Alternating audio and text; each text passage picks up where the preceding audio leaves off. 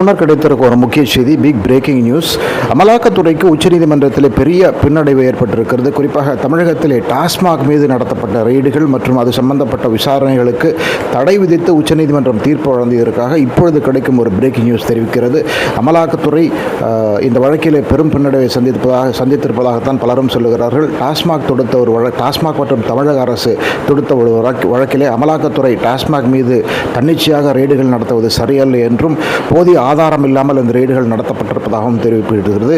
திராவிட முன்னேற்ற கழக அரசு இதை ஒரு பெரிய வெற்றியாக சொல்லும் என்பதில் எந்த சந்தேகமில்லை. குறிப்பாக சமீப வாரங்களிலே பத்திரிகைகளிலே அமலாக்கத்துறை தன்னுடைய பிடியை தமிழகத்தில் இருக்கிறது, டாஸ்மாக் மட்டுமல்லாமல் திரைப்பட தயாரிப்பாளர்கள் மற்றும் சில நடிகர்களையும் விசாரணைக்கு அழைக்கும் என்ற ஒரு செய்தி வந்த வண்ணம் உள்ளது.